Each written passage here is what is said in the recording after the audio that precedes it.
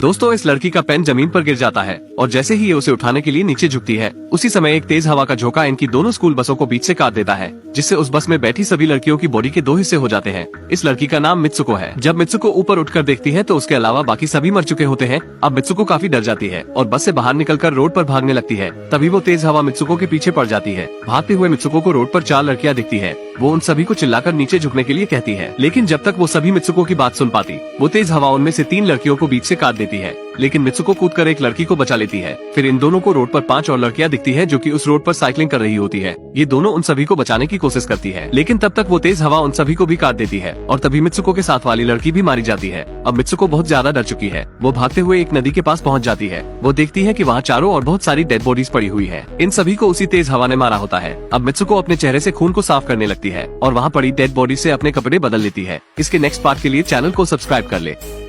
बहुत समय पहले अचानक विशाल इंसानों जैसे दिखने वाले टाइटन्स पृथ्वी पर दिखाई दिए। उन्होंने मनुष्यों को खाना शुरू कर दिया। मनुष्य उनका मुकाबला नहीं कर सकते थे, जिसके कारण मानव आबादी समाप्त होने के करीब आ गई। उनसे बचने के लिए मनुष्यों ने एक बहुत बड़ी दीवार बनाई और सभी उसके अंदर रहने लगे। उसके बाद 100 साल बीत गए और इंसानियत दीवारों के अंदर रहकर बची रही। बिट्टू दीवारों को पार करना चाहता है और दीवार के उस पार की लड़कियों को पटाना चाहता है। इसलिए बिट्टू और उसके दोस्त दीवार के पास जाते हैं और वे इतनी ऊंची दीवारों को देखकर चौंक जाते हैं। लेकिन तभी पुलिस वहां आती है और उन्हें गिरफ्तार कर लेती है और तभी उन्हें तेज आवाज सुनाई देती है। एक बड़ा धमाका होता है और उन्हें दीवार से भी बड़ा एक टाइटन दिखाई देता है। वो टाइटन दीवार को लात मारना शुरू कर देता है। बिट्टू और पुलिस की डर के मारे फट गई। दीवार तोड़ने के बाद टाइटन धुएं के साथ गायब हो जाता है। तभी उस टूटी हुई दीवार से बहुत सारे टाइटन्स अंदर आने लगते हैं। इस लड़की का किडनैप हो गया है। किलर उस लड़की को काटने वाला होता है, लेकिन वो देखता है लड़की रो नहीं रही। अब किलर बहुत कंफ्यूज हो जाता है। वो नाइफ की तरफ देखता है और वो बदलकर उससे भी बड़ा नाइफ ले आता है, लेकिन अब लड़की स्माइल कर रही है। किलर पूछता है, तुम क्यों हंस रही हो? लड़की बोलती है, मेरा बॉयफ्रेंड यहाँ से मुझे बचा लेगा। इस लड़की का नाम लीसा है। यह अपने बॉयफ्रेंड का वेट कर रही है। तभी किलर आकर उसके फेस पर स्प्रे मारकर उसे बेहोश कर देता है। लेकिन बेहोश होने से पहले लीसा स्माइल करती है, क्योंकि वो अपने ब्लाइंड बॉयफ्रेंड को आता देख लेती है। लेकिन किलर उस ब्लाइंड आदमी की फिक्र नहीं करता। वो लीसा को वहाँ से ले जाता है। जैक वहाँ ढूंढता है तो उसे लीसा की रिंग मिलती है और उसे पता चल जाता है लीसा किसी मुसीबत में है।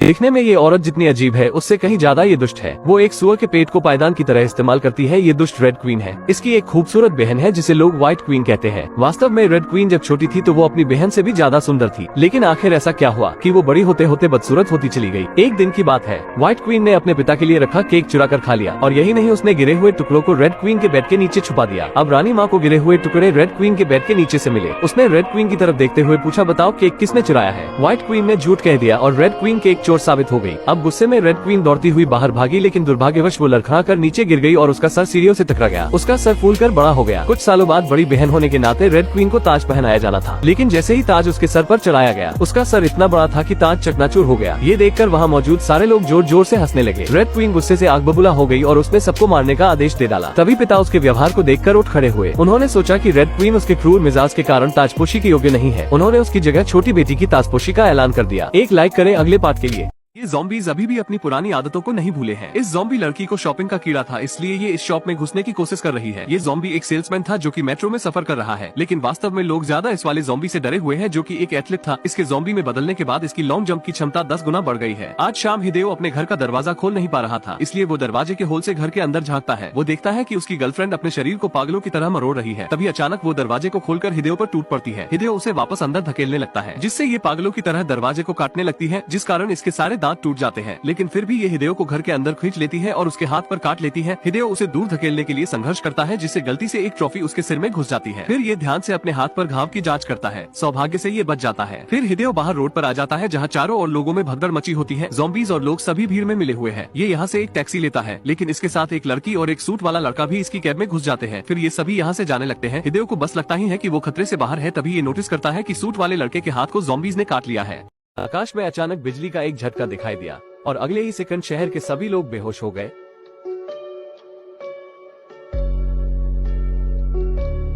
तब पुलिस मौके पर पहुंची और उन्होंने उस आदमी को बचाने की कोशिश की जो वहां बेहोश पड़ा हुआ था। उन्होंने सुरक्षा रस्सी को ऑफिसर के शरीर से बांध दिया और धीरे धीरे आगे बढ़ने की कोशिश की, लेकिन जैसे ही वो उस बेहोश आदमी की बॉडी के पास पहुंचा तो वो भी बेहोश हो गया। मौके पर मौजूद लोग फौरन सहम गए। रस्सी से खींचकर उसे वहां से निकाल लिया गया। पुलिस ऑफिसर्स ये देखकर अचंभे में थे। अधिकारी ने ऊपर से शहर की जांच करने के लिए एक हेलीकॉप्टर भेजने का फैसला किया, क्योंकि अगर जल्द कुछ नहीं किया गया तो बड़ी दुर्घटना हो सकती है। जैसे ही हेलीकॉप्टर ने शहर में प्रवेश किया, उसमें सवार पायलट बेहोश हो गया और हेलीकॉप्टर तुरंत क्रैश हो गया।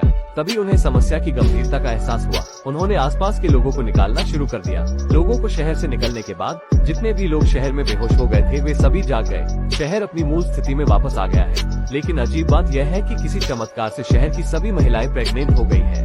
लूसी को पता चलता है कि उसके शरीर से एक पूंछ निकल गई है, जिसे देखकर वो डर जाती है। उसे डॉक्टर के पास जाने में शर्म आती है, इसलिए वो एक कैंची से उसे काटने की कोशिश करती है, लेकिन बहुत दर्द होता है, इसलिए वो ऐसा नहीं कर पाती। अगले दिन लूसी के स्कूल जाते समय रास्ते में उसकी एक क्लासमेट जानबूझकर उससे टकरा जाती है। लूसी को थोड़ा गुस्सा आया और फिर वो लड़की जो लूसी से टकराई थी उसके के साथ कुछ अजीब हुआ।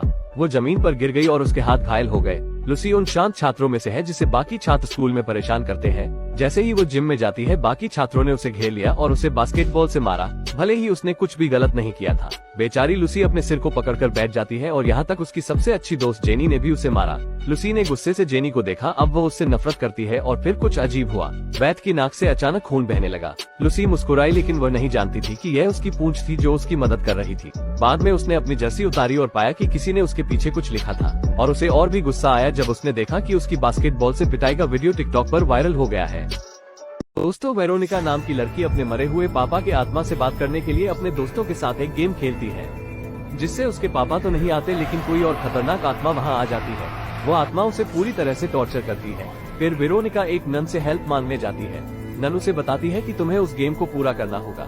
गेम को अधूरा छोड़ने की वजह से वो आत्मा यहीं रह गई है, पर उसकी दोस्त ये करने से मना कर देती है। फिर वह अपने भाई बहन के साथ गेम को दोबारा शुरू करती है और शैतान की आत्मा से कहती है कि वो अपनी दुनिया में चला जाए, और वो आत्मा नहीं मानती। फिर वो आत्मा और भी ज्यादा गुस्सा हो जाती है और वो उन सब पर अटैक कर देती है। अब वेरोनिका अपने भाई बहन को बाहर भेज देती है, लेकिन वे शैतान वेरोनिका को नहीं छोड़ता और वो उसको मार देता है। ये दुनिया का पहला ऐसा केस था जो कि पुलिस के आंखों के सामने हुआ। दोस्तों, इस आदमी को पेड़ के नीचे एक छोटी सी चिड़िया मिलती है, लेकिन जब इसने इसे ध्यान से देखा तो ये चौंक गया। वास्तव में ये चिड़िया दिखने में किसी छोटी लड़की की तरह दिख रही थी, बस इसके हाथों की जगह इसके पंख है। इस आदमी का नाम वॉर है। वॉर इसे सावधानी से अपने घर ले आता है। घर पर वॉर की वाइफ टाइन इस इंसानी चिड़िया को देखकर दंग रह जाती है। वॉर की वाइफ इस इंसानी चिड़िया को एक छोटी सी टोकरी में लेटा देती है। वैसे भी वॉर और टाइन की कोई भी संतान नहीं थी, इसलिए ये दोनों इसे गोद लेने का फैसला करते हैं और इसका नाम परी रख देते हैं। ये आदमी परी के लिए एक डॉल भी लेकर आता है ताकि परी को उस डॉल के कपड़े पहना सके। टाइन अपने सभी पड़ोसियों को बताती है कि हमने एक बेबी को गोद लिया है, लेकिन अचानक परी के पंख दिखने लगते हैं, जिसके लिए टाइन वापस घर आ जाती है और घर आकर उसके पंखों को कवर करने के लिए अपनी सॉक्स से उसके लिए एक ड्रेस तैयार करती है। ये दोनों जब भी परी को बाहर लेकर जाते तो इनके आसपास के लोग इनसे हमेशा पूछते कि आप दोनों ने इसे कहां से गोद लिया है और आखिर परी इतनी छोटी क्यों है, लेकिन ये दोनों उनकी बातों को नाकार के वहां से चले जाते हैं। अब जैसे जैसे दिन गुजर रहे थे, उसके साथ साथ परी भी बड़ी हो रही थी। ये धीरे धीरे उड़ना भी सीख रही थी, लेकिन परी कुछ बोलने के बजाय अपने मुंह से किसी पक्षी की तरह आवाज निकालने लगती है। दोस्तों, इसकी फुल वीडियो जल्दी आने वाली। तो दोस्तों, पिछले पार्ट में हमने देखा कि परी धीरे धीरे बड़ी हो रही है और वो कुछ बोलने के बजाय किसी पक्षी की तरह आवाज निकालती है। परी को किसी पक्षी की तरह बोलते सुनकर टाइन को बिल्कुल भी अच्छा नहीं लगता था, क्योंकि टाइन परी को एक नॉर्मल बच्चे की तरह देखना चाहती है। ऐसे ही काफी दिन बीत जाते हैं और एक दिन परी टाइन को मम्मी कहकर पुकारती है, जिसे सुनकर टाइन काफी खुश हो जाती है। लेकिन टाइन की ये खुशी ज्यादा देर की नहीं थी, क्योंकि वो देखती है कि परी खाना खाने के बजाय किसी पक्षी की तरह कीड़े खा रही होती है। तभी टाइन सोचती है कि परी ये सब इसलिए कर रही है क्योंकि टाइन और उसका हस्बैंड एक जंगल वाले इलाके में रहते हैं और यहाँ काफी सारे पशु पक्षी है। शायद इसलिए परी उन्हें देखकर उनकी नकल करने की कोशिश करती है। इसलिए अब टाइन परी को एक होटल में लेकर आ जाती है ताकि परी नॉर्मल लोगों को देख सके। क्योंकि परी वास्तव में एक पक्षी ही है, इसलिए ये होटल में भी पिंजरे में बंद पैरट्स को ही देखने लगती है और उन पैरट्स को पिंजरे में उड़ता देखकर वो भी उड़ने की कोशिश करने लगती है। परी के उड़ने की कोशिश करने की वजह से परी के पंख दिखने लगते हैं। अब परी के पंखों को होटल में बैठे लोग देख ना ले, इसलिए टाइन परी को उठाकर वॉशरूम में ले जाती है। वो परी को वॉशरूम में बैठा देती है और कहती है कि यहाँ तुम जितना चाहो उतना अपने पंखों का इस्तेमाल कर सकती हो। लेकिन जब टाइन वापस आती है तो उसे वॉशरूम में सिर्फ परी के शूज ही मिलते हैं, क्योंकि परी तो उस वॉशरूम की विंडो से उड़ जाती है। 30 वर्षीय केंजी अपनी मांगा कॉमिक पर काम कर रहा था। तभी उसकी मॉम उसके रूम में आती है। वो कहती है उसे ये फालतू के काम छोड़कर कोई अच्छी नौकरी करनी चाहिए। केंजी अपनी मांगा उसके हाथों से छीन लेता है, लेकिन गलती से उसकी माँ को उसका धक्का लग जाता है। वो जमीन पर गिर जाती है। उसका शरीर लगातार एक धुन में कांप रहा है। अब केंजी अपनी माँ को देखता है, लेकिन वो जानकर हैरान है कि उसकी माँ इंसान न होकर एक रोबोट है। वो अपनी माँ का टूटा हुआ हाथ उठाकर देखता है। उसे वहाँ कंपनी का लोगो नजर आता है। वो अपने डैड को इस बारे में बताने जाता है, लेकिन वो रुक जाता है। उसे शक है कि कहीं वो भी तो एक रोबोट नहीं। अब वो इस बारे में अपनी गर्लफ्रेंड कियोको को को बताता है और उसे अपने घर लेकर आता है। लेकिन अब वो देखता है कि उसके रूम से उसकी माँ की बॉडी गायब है। अब कियोको की उंगली वहाँ पड़े एक कांच से कट जाती है। अगले दिन जब केंजी काम से लौटता है तो वो अपनी माँ को एकदम ठीक हालत में पाता है। अब उसे विश्वास हो जाता है कि वो एक रोबोट ही है और उसके डैड भी पक्का एक रोबोट ही होंगे। अब एक उसकी गर्लफ्रेंड ही है जिस पर वो भरोसा कर सकता है। वो उसके घर जाता है और उसे कहता है कि वो एक बड़ी मुसीबत में है। लेकिन तभी वो देखता है कि उसकी उंगली पर जो कट लगा था वो अब वहाँ है ही नहीं। अब वो अपने सामने बैठी औरत से पूछता है, बताओ असली कियोको कहाँ है। तो ये महिला दुर्भाग्य से एक खतरनाक वायरस से इन्फेक्टेड हो गई है, जिस कारण इसके शरीर में भयानक छेद होने शुरू हो जाते हैं। इस वायरस के फैलने की शुरुआत तब होती है जब इस महिला का सेल फोन गलती से एक कूड़ेदान में गिर जाता है और ये महिला जैसे ही अपने सेल फोन को उस कूड़ेदान से निकालने लगती है तो किसी दूसरे पर्सन के द्वारा इस्तेमाल किया गया इन्फेक्टेड इंजेक्शन इस महिला के हाथ में घुस जाता है। ध्यान से देखने पर इस महिला को पता चला कि उस इंजेक्शन पर पहले से ही किसी अन्य पर्सन का ब्लड लगा हुआ है। उस इंजेक्शन की डिटेल सर्च करने पर इस महिला को पता चला कि इस इंजेक्शन में किसी वायरस से इन्फेक्टेड रोगी की दवा थी और अगर कोई इस वायरस से इन्फेक्टेड है तो उस आदमी की बॉडी में छेद बनने शुरू हो जाते हैं। ये सुनकर ये महिला जल्दी से अपने हाथ को चेक करने लगती है, जहां वो पाती है कि उसके हाथ में सच में छेद बनने लगे हैं। अब यह महिला डर जाती है और अपने हाथ को साबुन से अच्छी तरह से धोने लगती है। अपने हाथ को धोने के बाद जब इस महिला ने चेक किया तो इसने पाया कि इसके हाथ में